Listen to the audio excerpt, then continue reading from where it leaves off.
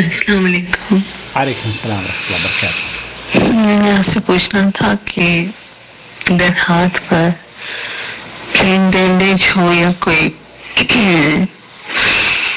وضو کرنے کے لیے اس کو میں گیلا کرنے سے اس کے کھلنے کا اندیشہ ہو تو رائٹ ہینڈ ہے تو پھر اس پہ صرف انگلیوں کو گیلا کر لوں، پورا ہاتھ گیلا نہیں ہو سکتا، اوہ، تو کیا اس طرح میرا وضو ہو جائے گا؟ بالکل کہ مجھے طریقہ بتا دیں کہ اس کو ہاتھ کو میں دھو تو نہیں سکتی تو کیسے وضو کروں مجھے صاف کرتا۔ نحمدہ ونصلی علی رسولہ الکریم، اما بعد۔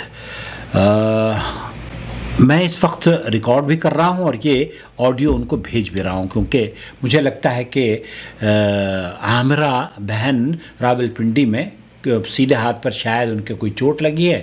اللہ تعالیٰ آپ کو شفا یابی عطا فرمائے اور آپ کو جلد از جلد عافیت اور صحت و عافیت سے مالا مال فرما دے۔ لا بأس طہورا انشاءاللہ۔ اسأل اللہ العظیم رب العرش العظیم ان یشفیکی یا رب العالمین۔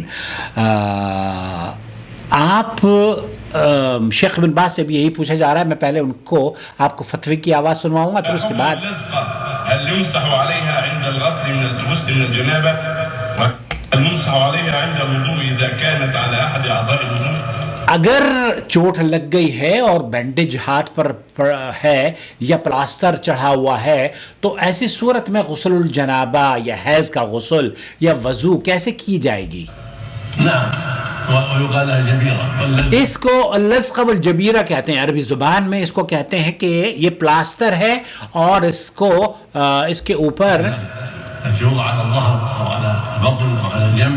یہ عام طور پر زخموں پر لگایا جاتا ہے، ظہر کمر پہ بھی لگایا جاتا ہے، ہاتھوں پر جب ہڈیاں ٹوٹ جاتی ہیں کسی کی تب لگایا جاتا ہے، پیٹ پر بھی لگا دیا جاتا ہے بعض مرتبہ، یا پھر وہ پلاسٹر جو ہوتا ہے نا ٹیپ ٹائپ کا وہ بھی زخموں پر لگایا جاتا ہے۔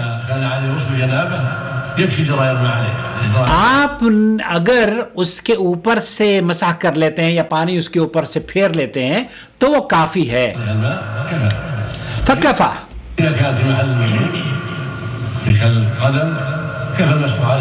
آپ اگر نہا رہی ہیں تو اس کے اوپر سے اگر پانی بہا سکتے ہیں پانی بہا لیں، نہیں تو مسح کر لیں، اور اگر وضو کرنا چاہ رہے ہیں تو پھر وضو کے وقت آپ اس کے اوپر اسے دھوئیں نہیں، دھونے سے آپ کی صحت کو نقصان ہو سکتا ہے، تو اس کے اوپر مسح کر لیں۔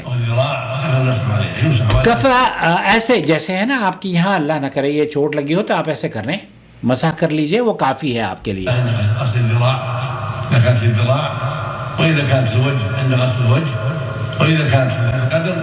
قدم ہو یا چہرہ ہو یا جسم کا کوئی بھی حصہ ہو، شیخ بن باز فرما رہے ہیں کہ دین کے لیے، دین کے اندر بہت آسانی ہے، دین کے لیے بہت آسانی ہے عامرہ، تو آپ کو اللہ تعالیٰ صحت و عافیت سے رکھ دے اور اللہ رب العالمین آپ کو صحت و عافیت عطا فرمائے، اور میری دعا ہے کہ اللہ تعالیٰ جلد از جلد آپ خوشیاں دیں کہ مجھے صحت مکمل میں صحت یاب ہو گئی ہوں۔ اللہ تعالیٰ جیسے مجھے بھی کمر کی بیماری ہے، عامرہ نے بھی ذکر کیا کہ ان کو بھی کمر کا لاحقہ ہے، اللہ تعالیٰ آپ کو بھی شفا یابی عطا فرمائے، لا باس طہورا انشاءاللہ۔